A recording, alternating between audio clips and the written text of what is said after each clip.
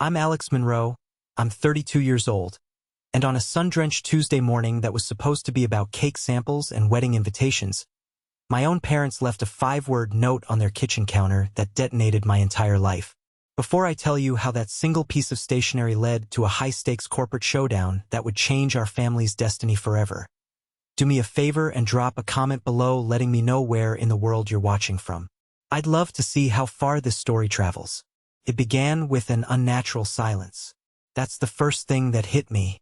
I used the side door to let myself into my parents' sprawling Charleston home, a route I'd taken 1,000 times since childhood. In my hands were 2 white boxes tied with string, holding the final cake samples, and a heavy stack of invitations, their ink still smelling fresh.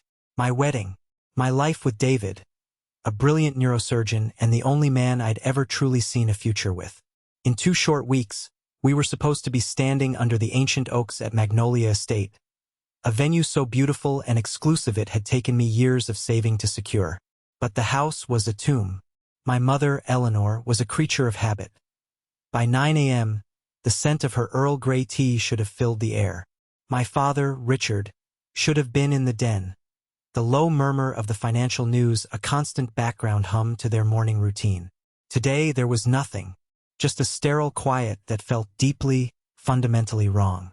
My footsteps echoed on the terracotta tiles. Then I saw it, placed dead center on the vast marble island, like a piece of evidence at a crime scene, was a single sheet of my father's expensive, cream-colored letterhead, folded precisely in half. My name, Alex, was inscribed on the front in my mother's elegant, needle-sharp cursive. My heart gave a painful lurch. I set down the boxes and the invitations, my offerings now seeming pathetic and foolish.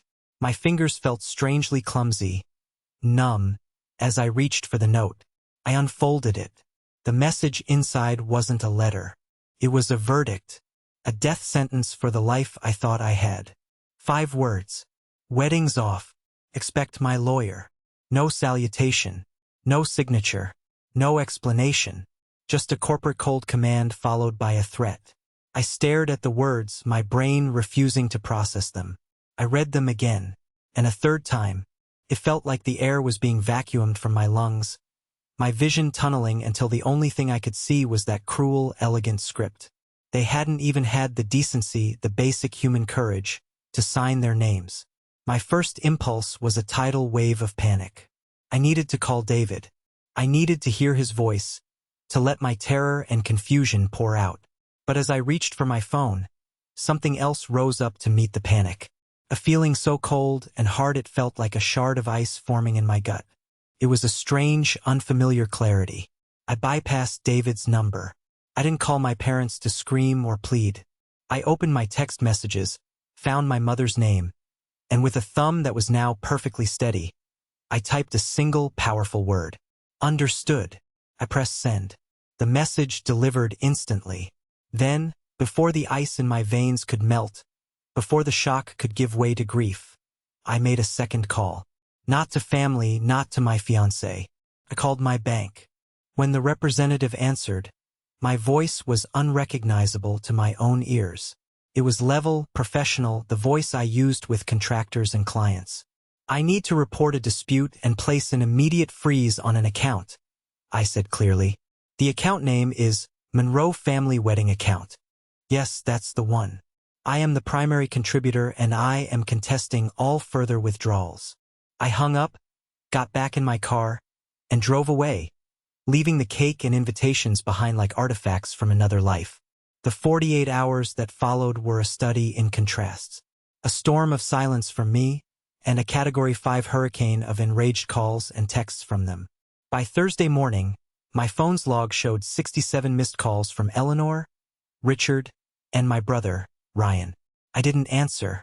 I just sat in the deafening quiet of my apartment and let their fury burn itself out against the wall of my silence.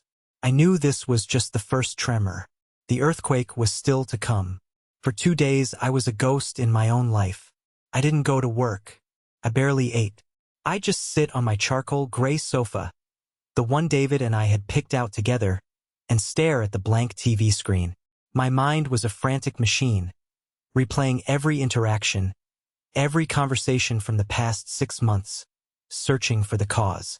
Did I offend my Aunt Carol when I said her son couldn't bring 3 of his frat brothers to the wedding? Was my mother still angry that I'd chosen a navy blue tuxedo instead of the traditional black she'd wanted? I was desperately searching for a rational explanation, a simple misunderstanding that could explain the sheer brutality of their actions. I was about to learn that there was nothing rational about it. It was a hostile takeover. The truth didn't come from them. It came, as it so often does, from a third party who had no idea they were a whistleblower. Late on Thursday night, my phone buzzed with a message from my cousin, Ethan. He was my father's sister's son, a good-hearted IT guy who lived in another state. We weren't close, but we were kindred spirits, both of us occupying the quiet outer orbits of the chaotic Monroe family solar system. His text was short and cautious. "Alex, you good? I got added to this group chat. I think it was a mistake. But man, this looks really messed up. Thought you should see it." Below the text was a screenshot, a long one, showing a stream of messages. My blood turned to ice water. The chat was titled, "Monroe Family Wedding Logistics." The participants listed at the top were a gallery of my accusers. My mother, Eleanor. My father, Richard. My younger brother, Ryan. And a handful of other relatives I'd mistakenly thought were on my side. I zoomed in, my hand shaking so hard the screen blurred. I had to set the phone down and take a deep breath before I could read the words. Eleanor. Update. Florist confirmed the new order. All bouquets and boutonnieres will be white roses, as Ryan wanted. Just a simple name swap on the invoice. Aunt Carol. Oh, that's so much more elegant. A wonderful choice, Ryan. Richard. Spoke with the events manager at Magnolia Estate. The contract transfer is complete. They don't care who the groom is, as long as the check clears. Ryan. LOL, told you it would be easy. Plus, the pictures will look 1,000 times better now. No offense to Alex, but... And then the message that stopped my heart. A reply to my brother's casual cruelty. From my mother. It wasn't a reprimand. It wasn't even silence. It was a single, bright red heart emoji. An endorsement. A sound escaped my throat. A ragged, choking noise. I felt my lungs seize, unable to draw a full breath. They hadn't just canceled my wedding. They had stolen it. They had picked it up, lock, stock, and barrel, and handed it to my brother. Ryan and his boyfriend, Greg, were going to stand in my place, surrounded by my flowers, eating my cake, while my family celebrated. The sheer, calculated treachery of it sent a tremor of rage through me so powerful it made my teeth chatter. I let my head fall back against the sofa cushions, the ceiling spinning above me. Suddenly, a flood of memories, small, insignificant moments I had brushed aside, came rushing back, now imbued with a sinister new meaning. It started with the suit. I remembered the day about a month ago at the tailor's. It was a ridiculously exclusive place in the historic district, a place Eleanor had insisted upon. "A wedding suit is an heirloom, darling," she'd said. "It must be perfect." Eleanor was supposed to meet me there, but she'd canceled an hour before with a vague text. "So sorry. Something's come up." I went alone. As I was being fitted by the distinguished, silver-haired Mr. Salerni, the shop door chimed and in walked my brother, Ryan, holding a ridiculously large coffee. He feigned surprise, a wide, innocent smile spreading across his face. "Alex, hey, what are the odds?" he'd said, his eyes scanning my reflection in the three-way mirror. Mr. Salerni, ever the professional, had looked at Ryan over the top of his glasses. "You are not the groom," he'd stated, his tone flat. Ryan had laughed, a breezy, dismissive sound. "Not this time. Just in the area. Thought I'd say hi." He then settled into a plush armchair, scrolling on his phone while I stood there in my half-pin suit. When I came out in the final ensemble, the charcoal gray tuxedo fitting like a second skin, Ryan's phone had been up, and he'd snapped a quick picture. "Just capturing the moment," he'd said with a wink. At the time, I'd been annoyed by the intrusion. Now I saw it for what it was. It wasn't a visit. It was a final fitting by proxy. The memory was so vivid I could almost smell the cedar and old leather of the shop. On impulse, I grabbed my laptop, my fingers flying across the keyboard. I searched my email for Salerni. An order confirmation popped up. I clicked it open. My eyes scanned past the order number, past the description of the tuxedo, down to the line item for pickup. And there it was in crisp digital print. Order ready for collection. Client name, Ryan Monroe. I think I stopped breathing for a full minute. They had taken my suit. They had literally put my brother's name on my clothes. My first call was to the tailor shop. Mr. Salerni himself answered, and his voice was heavy with professional regret. "Ah, Mr. Monroe. Yes. I was expecting you might call," he said quietly. "I must be honest, it was a most unusual request. Your mother called the afternoon after your fitting. She provided a new set of measurements, just minor adjustments, and instructed my staff to change the name on the final order. She was most insistent. She said there had been a change of plans and that Ryan would be the one wearing the suit. She settled the final bill over the phone." He paused. "My apologies if there has been a misunderstanding." "There's no misunderstanding, Mr. Salerni," I said, my voice dangerously calm. "You've been very clear." The final, public confirmation of my erasure came that weekend. I was numbly scrolling through Instagram, a form of self-torture I couldn't seem to stop, when I saw it. A new post from the official account of Magnolia Estate. It was a slick, professionally shot video. A montage of smiling faces under strings of fairy lights, of champagne flutes clinking, of a couple dancing under ancient, moss-draped oaks. The caption was a knife to the heart. A magical evening celebrating the union of two wonderful souls, Ryan and Greg. We were honored to host the beautiful Monroe wedding. Congratulations to the happy couple. I forced myself to watch. There was Ryan, my brother, beaming in my suit. There was Greg, his partner, looking happy but slightly overwhelmed. There was my mother, dabbing a single, perfectly timed tear from her eye as she watched them exchange vows. There was my father, his arm around my mother, radiating a paternal pride I hadn't seen directed at me in years. The string quartet was playing Vivaldi's Spring, the exact piece I had chosen. The guests, my guests, were tossing white rose petals. I was not just absent. I had been photoshopped out of my own life. It was a complete and total replacement. The comments below the video were a cascade of congratulations. "Absolutely stunning. Eleanor and Richard, you must be so proud. Ryan, you look so handsome. What a gorgeous wedding. Now that's a Monroe family event. Pure class." I watched the video once, twice, 3 times. Then I closed my laptop. The shock had finally burned away, leaving behind a cold, hard certainty. This wasn't just a family argument that had spiraled out of control. This was a premeditated act of war, a conspiracy to invalidate my entire existence. That night I called David. He was at a conference in Atlanta, blissfully unaware. I heard the concern in his voice instantly. "Alex, I've been trying you. Is everything okay?" "No," I said, the word feeling small and inadequate. "Nothing is okay." I told him everything. The note, the bank account, the group chat, the suit, the video. I laid it all out, my voice flat and emotionless, like a detective reading from a case file. There was a long, stunned silence on the other end of the line. I could hear his sharp intake of breath. When he finally spoke, his voice was low and vibrating with a rage that was all for me. They can't do this. Alex, this is theft. It's fraud." He paused. "I'm on the next flight home, and the first thing we're doing is hiring a lawyer." Hearing the fury in his voice was like a balm on my raw soul. He was on my side. We were a team. I felt a sliver of warmth in the icy landscape of my heart. He was my rock. I didn't know then that my rock was about to crumble into dust. The foundations of my life weren't just cracked. They were about to be pulverized, and the deepest betrayal was yet to come. In the days following the revelation, David was my anchor. He flew back from Atlanta immediately, his face a thundercloud of righteous anger on my behalf.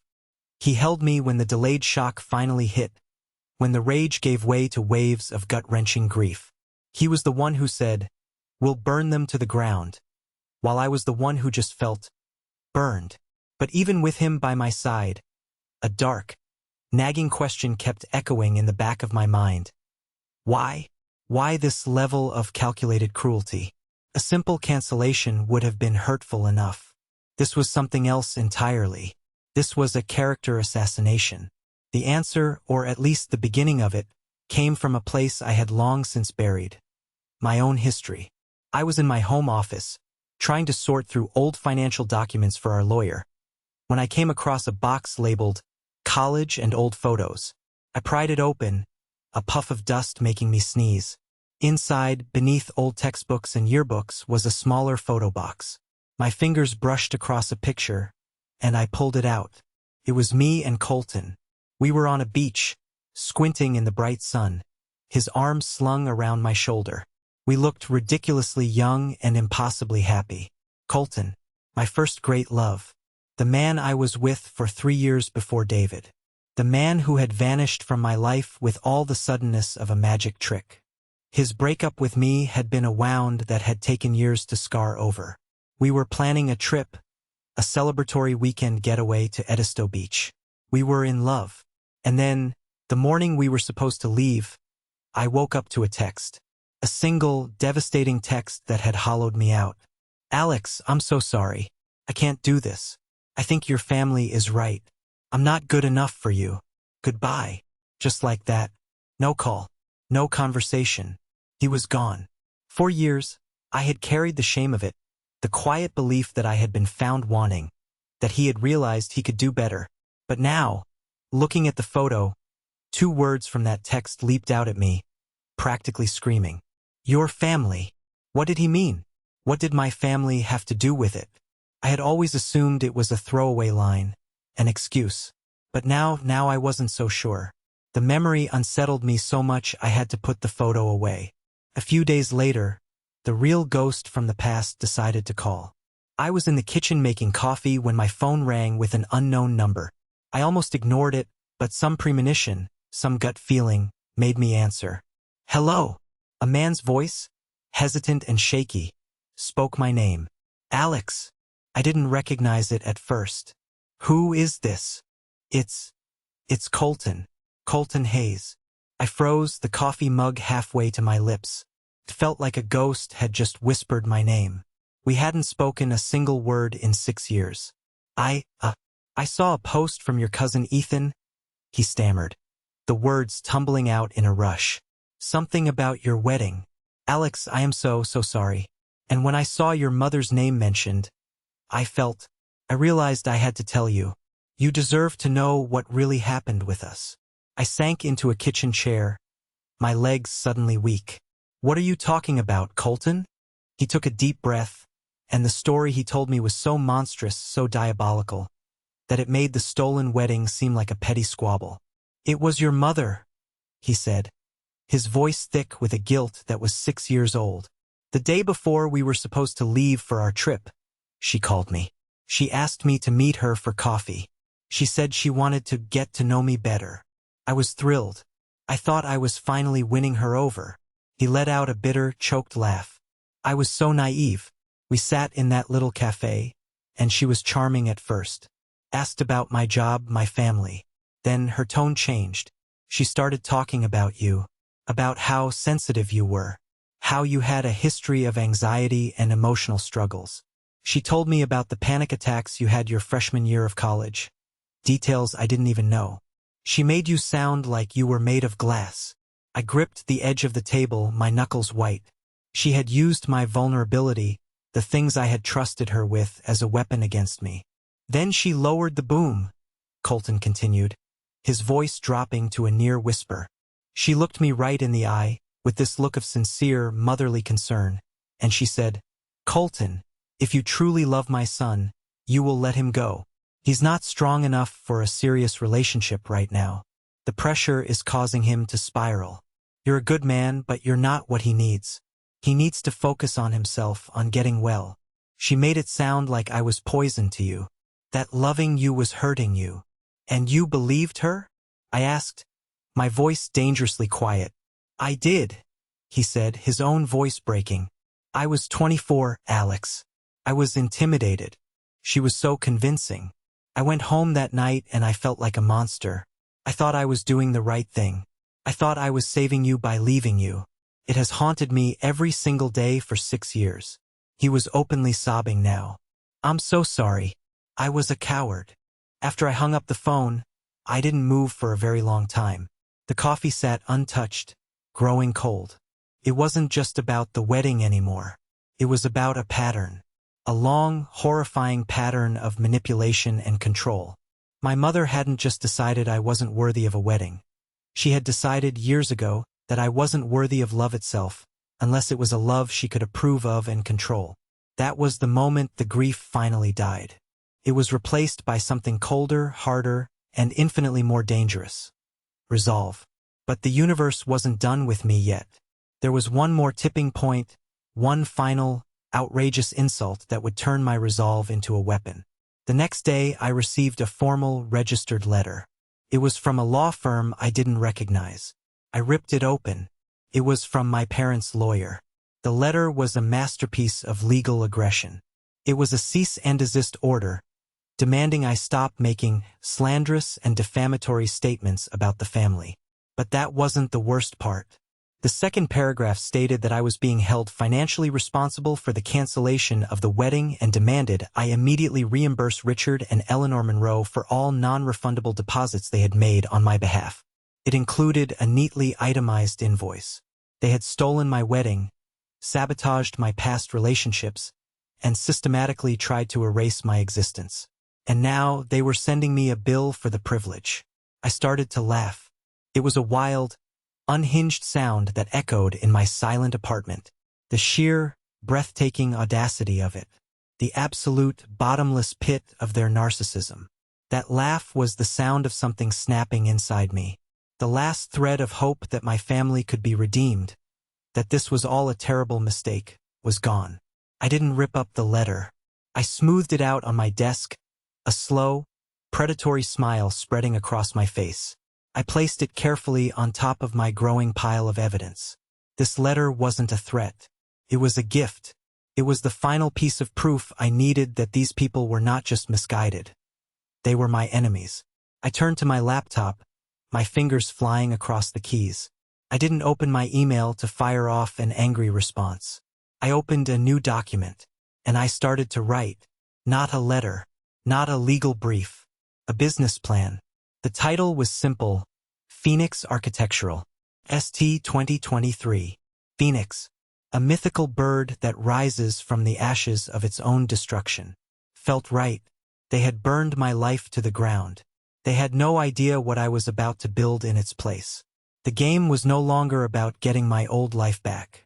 It was about building a new one so powerful, so successful, that theirs would look like a pile of dust in comparison. The 6 months that followed were a blur of 18-hour days, cheap coffee, and a relentless, gnawing hunger to succeed.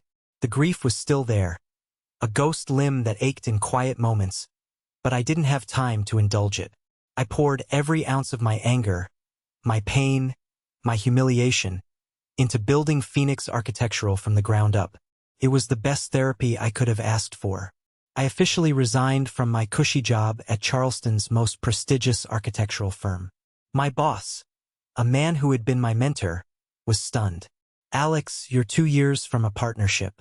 What are you doing?" "I'm building something of my own," I'd said, the words feeling more true than anything I'd said in years. My first move was to call Sarah, a whip-smart junior architect from my old firm. She was fiercely talented and chronically underestimated, something I understood all too well. I met her for coffee and laid it all out. "I'm starting my own firm, Sarah. The office is currently my spare bedroom. The starting capital is what's left of my savings, and our first client doesn't exist yet. But I have a vision, and I need a partner I can trust.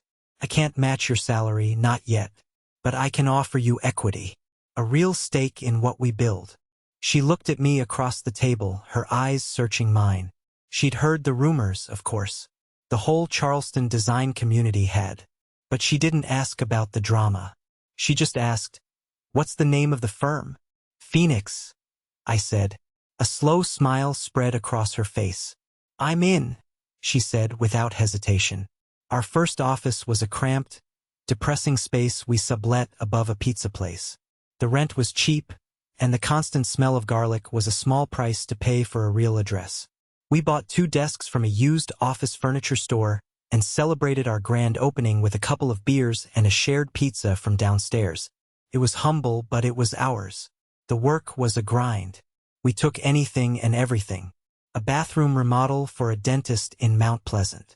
A new deck for a family in West Ashley. A garage conversion that turned into a nightmare of zoning permits. We were nobodies, competing against established firms, including my father's. I'd walk into pitch meetings, and I could feel the skepticism in the room. I was the guy with the fancy education from the big firm who was now, for some reason, bidding on kitchen renovations. I remember one pitch in particular. It was for a small commercial build-out, a project that could have put us on the map. We worked for a week straight on the proposal. We walked into the meeting feeling confident. The client, a gruff, old-money developer, listened to our entire pitch with his arms crossed, his face a stony mask. When we finished, he just grunted. "You're Monroe's kid, aren't you?" The question hit me like a physical blow. "Yes," I said, my voice tight. He shook his head. "Heard there was some family trouble. Look, kid, your design is fine, but I'm not getting in the middle of a Monroe family pissing match. We're going with a safer bet." And just like that, we were dismissed. I was silent the entire drive back to the office. The injustice of it was suffocating.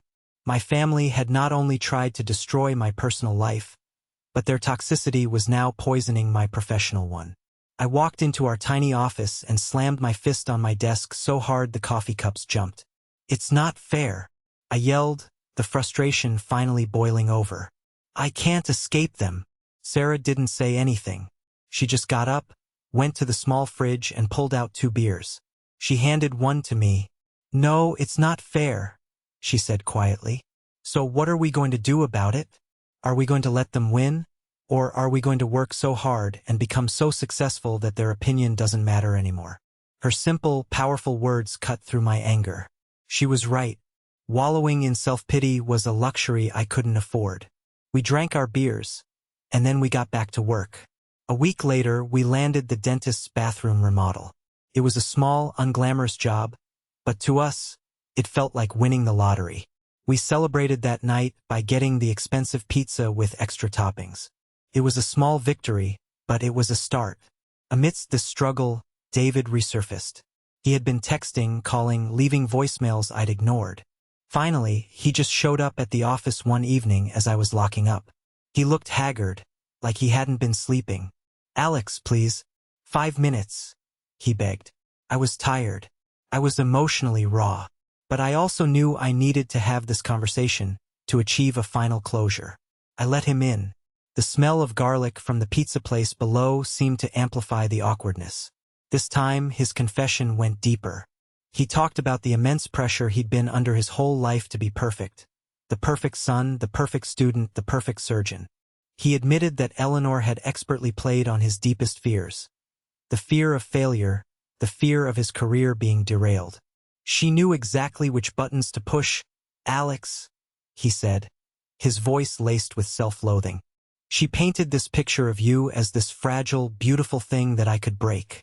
And she painted a picture of herself as the protective matriarch who knew what was best. She made me feel like I was being brought into this powerful, important family, and the price of admission was loyalty to her, even over you.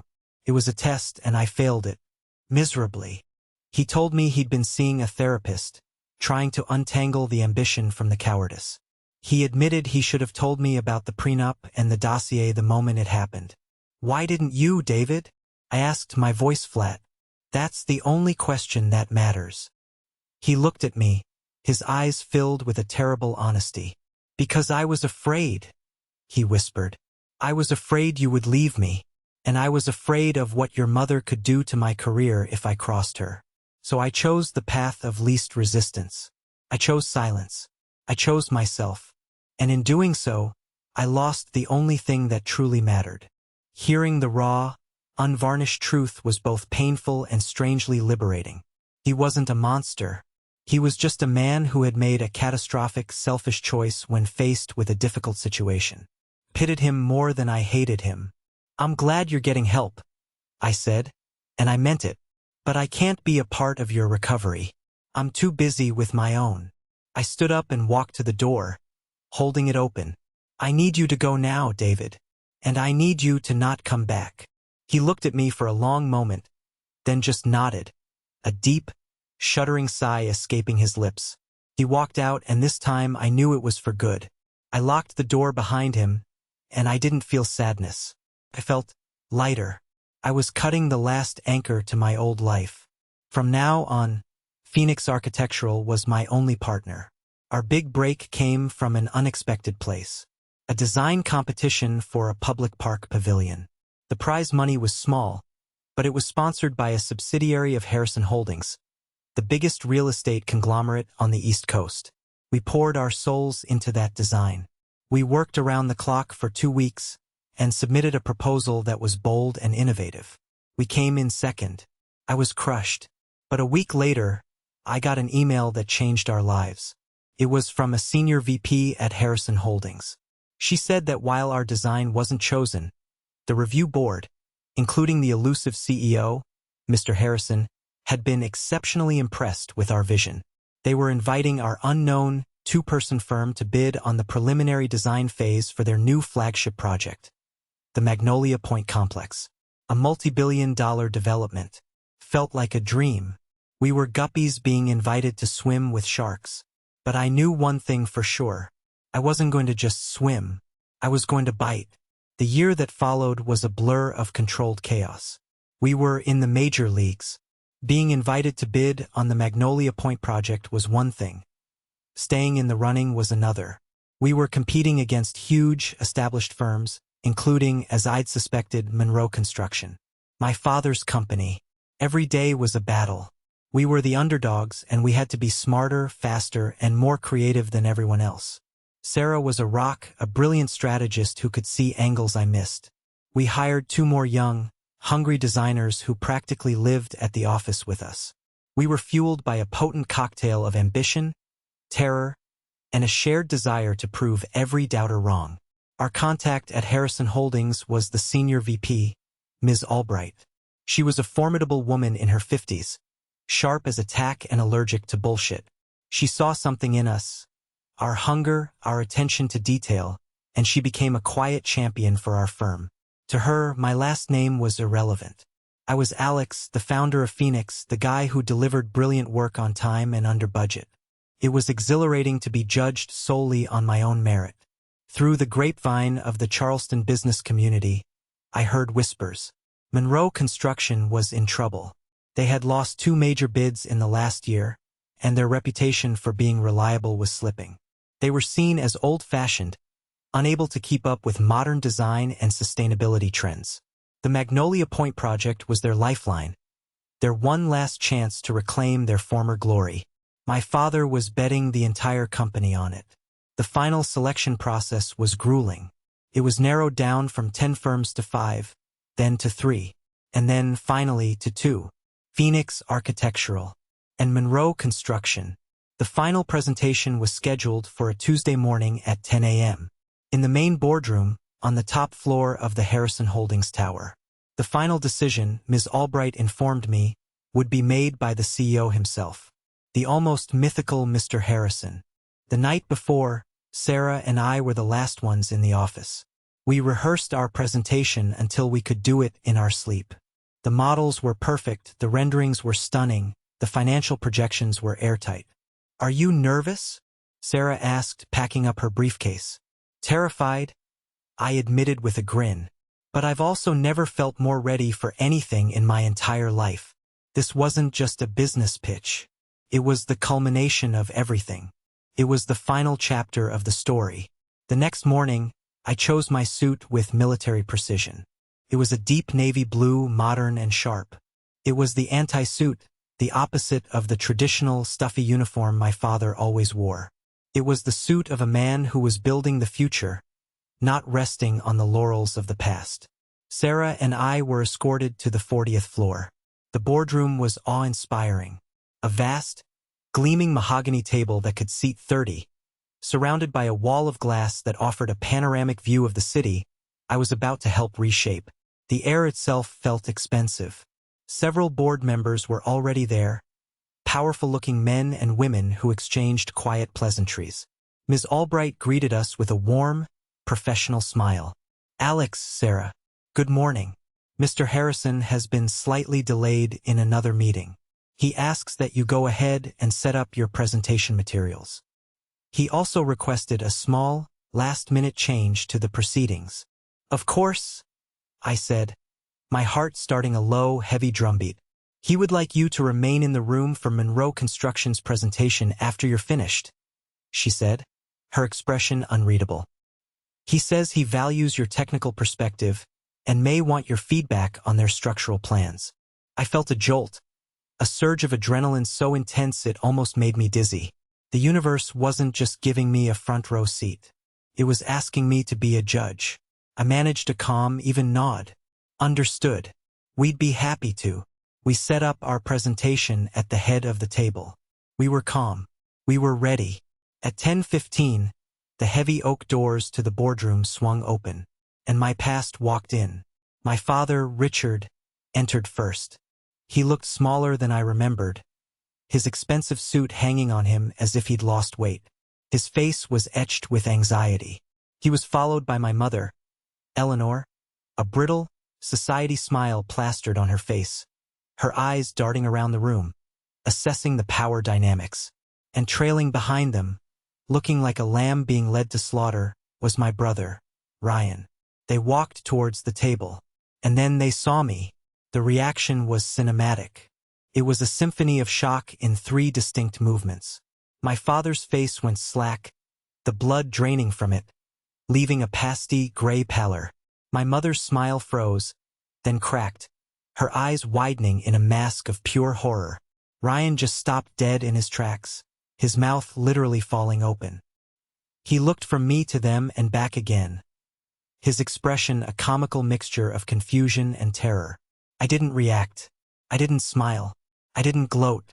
I simply stood my ground, my hands resting lightly on the back of my chair, and gave them a slow, deliberate nod of acknowledgement. I was no longer their son, their brother, their victim. I was their competition. At that exact moment, the main door opened again and Mr. Harrison strode in. He was a tall, imposing man in his late 60s, with a full head of silver hair and eyes so blue they seemed to see right through you. He exuded an aura of absolute, unshakable authority. "My apologies for the delay, everyone," he said, his voice filling the room. His sharp gaze took in the scene in an instant. My family, frozen like statues of failure, and me, standing calm and ready. A flicker of something, amusement, understanding, crossed his features before he turned his attention to me. "Mr. Monroe, Phoenix Architectural. I trust you're ready to begin." "Yes, sir," I said, my voice clear and strong. For the next 30 minutes, Sarah and I were flawless. We didn't just give a presentation, we told a story. A story of a new Charleston, of innovative design, of sustainable communities, of a project that would be both a landmark and a legacy.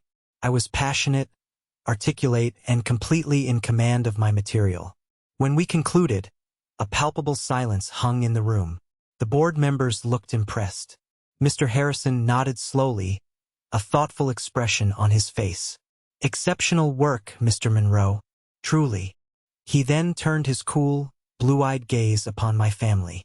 "Mr. and Mrs. Monroe, the floor is yours." The train wreck that followed was almost painful to watch. My father, completely unnerved by my presence, fumbled his opening, dropping his note cards. My mother tried to step in, her voice unnaturally high-pitched as she prattled on about their company's long history and their deep roots in the community. She kept talking about family values and legacy and integrity, the words sounding hollow and obscene in that room. Ryan was supposed to handle the technical slides, but he was so flustered he kept clicking past the right ones. I just sat there, my face impassive, my hands steepled in front of me. I listened. I watched them implode. When their fumbling, desperate presentation finally ground to a halt, Mr. Harrison leaned forward. "Thank you. An interesting perspective." He let the silence stretch out, thick with their failure. He looked directly at my father. "You speak at length about your company's integrity." He turned his head slightly, his gaze flicking to me, then back to my father. "Before we conclude, I'd like to offer Mr. Monroe of Phoenix Architectural a chance to ask a question, purely on a technical or philosophical level, given his deep familiarity with the Charleston landscape." This was it, the checkmate. I stood up slowly. I didn't look at Mr. Harrison. I looked directly at my father, then my mother. "I only have one question," I said, my voice quiet, yet it sliced through the tension in the room like a scalpel. "Your entire brand is built on a foundation of family, trust, and tradition. My question is this. Is it a part of your corporate philosophy to build on foundations that are stolen?" Eleanor let out a small, strangled gasp. Richard looked like he was having a heart attack. I clicked the remote in my hand.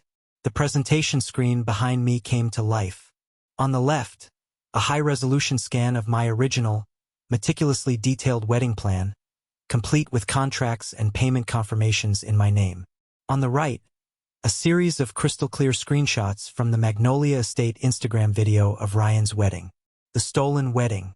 Because, I continued, my voice level and cold, this evidence suggests a certain flexibility in your definition of ownership. A demonstrated history of taking a plan, a venue, and a budget meticulously crafted by someone else, and passing it off as your own. I let my eyes drift to Ryan. It seems to be a family tradition. The silence in the boardroom was absolute. It was the sound of a dynasty crumbling to dust. Mr. Harrison stood up, his face impassive. "Thank you, everyone. This meeting is adjourned." He looked at my family, his voice devoid of all warmth. "Monroe Construction, we appreciate your time. Ms. Albright will validate your parking." It was the most brutal, elegant, and final dismissal I had ever witnessed. As my parents, utterly broken, stumbled out of the room like sleepwalkers, Ryan lingered for a second at the door. He still couldn't look me in the eye. He just stared at the plush carpet. "I knew it was wrong," he whispered, the words barely audible. "From the beginning. I'm sorry, Alex." Then he turned and fled, following the architects of his and my own destruction, leaving me alone in the silent, sunlit boardroom, the master of my own universe. The profound silence that descended upon the boardroom after my family's departure was not empty. It was filled with the weight of what had just happened. A quiet corporate execution. Sarah came to my side and gave my arm a squeeze, her eyes bright with unshed tears of pride. The board members began to murmur amongst themselves, casting looks at me that were a mixture of awe and respect. Ms. Albright offered me a crisp, contained smile that spoke volumes. Then, Mr. Harrison approached, his hand extended. "Alex," he said, his voice back to its normal, commanding tone. "Congratulations. The Magnolia Point project is yours." He gave my hand a firm, decisive shake.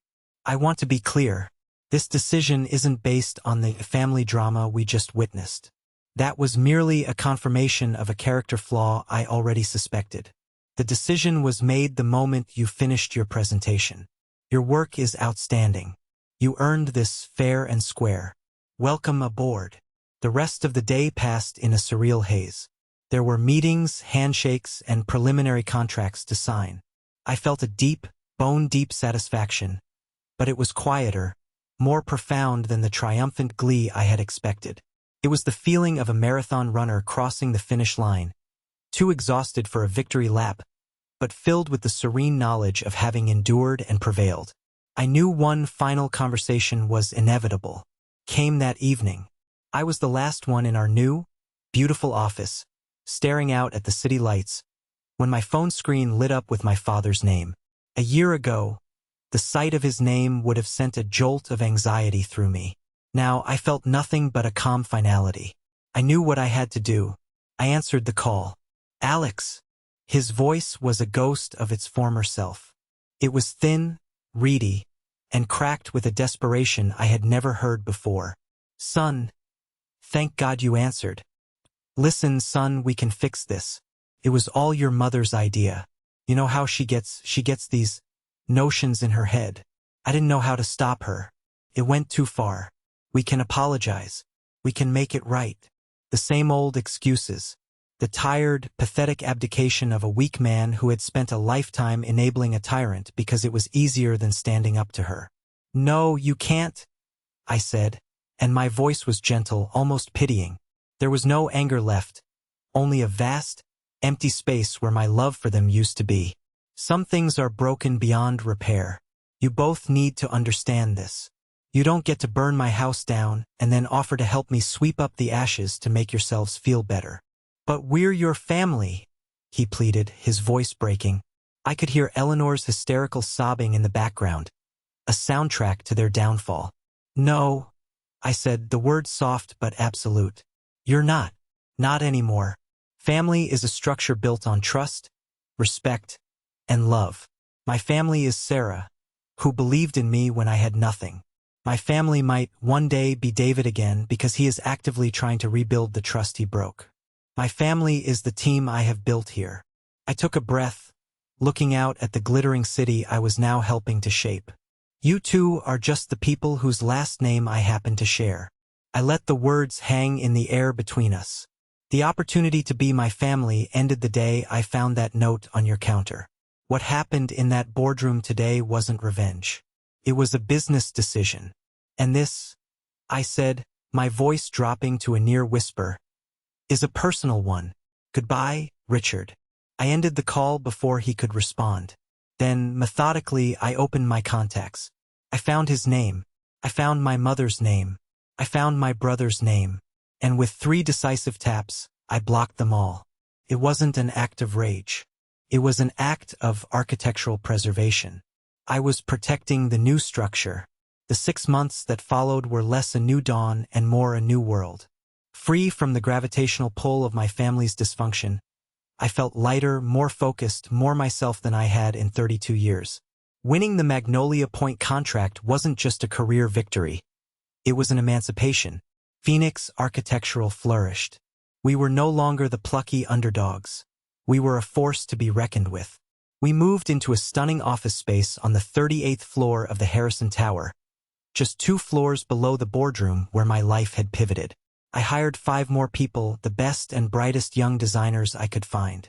My days were a whirlwind of site visits, client meetings, and creative sessions.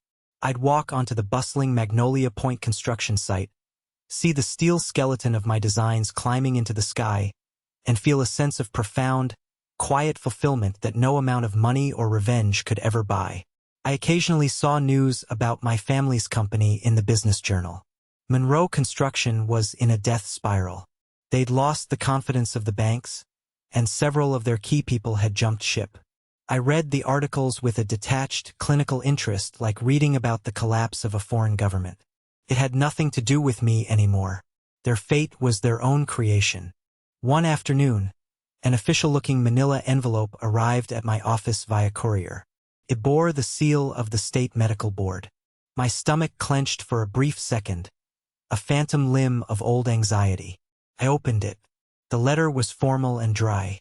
It was a notification stating that, following a thorough investigation prompted by an anonymous complaint, the board had found sufficient evidence of undue influence and ethical misconduct by Eleanor Monroe in her capacity on several hospital fundraising boards. She was being formally censured and permanently removed from all her positions. The investigation, the letter noted, had been triggered by a detailed, confidential report filed by a senior physician at Charleston General.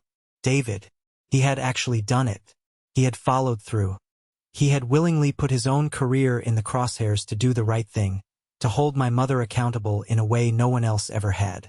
It was a quiet, courageous act of atonement. It didn't erase the past, but it honored it. It was proof that the man I had once loved was still in there, fighting his way out of the wreckage. A week later, I was sitting at an outdoor cafe, sketching idly in my notebook, when I saw him walking down the street.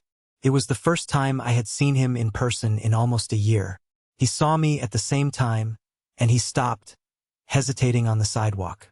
For a moment, I thought he would turn and walk away. The old David would have. But he didn't. He took a breath and walked over to my table. He looked better. The constant tension around his eyes was gone. He seemed calmer, more settled in his own skin. He didn't launch into a grand apology or a desperate plea. He just stood there for a moment, a small, tentative smile on his face. "Is this seat taken?" he asked. It was such a simple, perfect question. A question for a new beginning. Not asking to reclaim his old seat in my life, but simply asking if there was a vacant one now. I looked at him, at the man who had hurt me but who had also, in the end, chosen honor over silence. I thought about the lonely nights, the hard work, the man I had become. I was no longer the fragile boy he had been convinced to leave. I was the architect of my own life, and an architect knows when a foundation is strong enough to build on. I closed my sketchbook and gestured to the empty chair. "It's all yours," I said. He sat down and we ordered coffee. We talked for hours. We didn't talk about my mother or the wedding or the pain.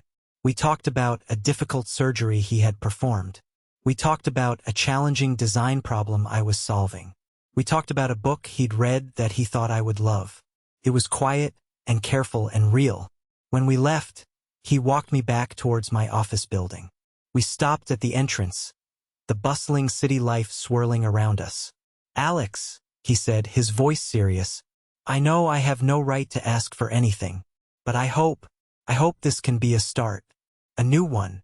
"I hope so too, David," I said, and I was surprised to find that I meant it. He didn't try to kiss me or even hug me.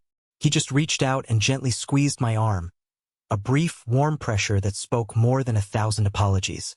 Then he smiled, turned, and walked away, leaving me with the scent of fresh coffee and the unexpected, tentative feeling of a new blueprint taking shape. Tonight, I am standing alone on the rooftop terrace of the Phoenix Tower, the first building in the Magnolia Point complex to be completed. The building isn't officially open to the public yet, but the perks of being the lead architect mean I have a key. A cool breeze drifts in from the harbor, carrying the scent of salt and possibility. Below me, the city of Charleston is a breathtaking tapestry of light, woven against the dark velvet of the lowcountry night. I can trace the familiar lines of the Ravenel Bridge, the historic spires of St. Michael's Church, the shimmering ribbon of the Ashley River. It's a city defined by its structures, by its history, by the stories held within its walls. And now, I've added my own story to its skyline, written not in ink, but in steel, glass, and stone. For so long, my life felt like a blueprint drafted by someone else. I was playing a role in the Monroe family narrative, a story in which I was cast as the less important son, the adequate but uninspired supporting character. I spent more than 3 decades trying to earn a bigger part, trying to prove I was worthy of a leading role in a story that was never mine to begin with. The note my parents left on that kitchen counter wasn't the end of my story. It was the end of their story for me. It was the moment the old blueprints were set on fire, and I was forced to draw my own from memory, from scratch, from a place of pure will. It was the moment I learned the most fundamental rule of architecture. You can never build something strong and lasting on a rotten, compromised foundation. Sometimes the bravest, most necessary act is the demolition. My true victory wasn't the moment of triumph in that boardroom. That was just the catharsis, the satisfying crash as the old, unstable structure came down. The real victory is this quiet moment, the solid, reassuring feel of the terrace floor beneath my feet, the hum of the building's lifeblood running through the walls around me, the profound peace that comes from looking at something beautiful and complex and knowing, in your very bones, that you built it. You envisioned it, you fought for it, and you brought it to life. They didn't succeed in erasing me. They only succeeded in giving me a blank slate. They forced me to become my own architect, my own builder, my own client.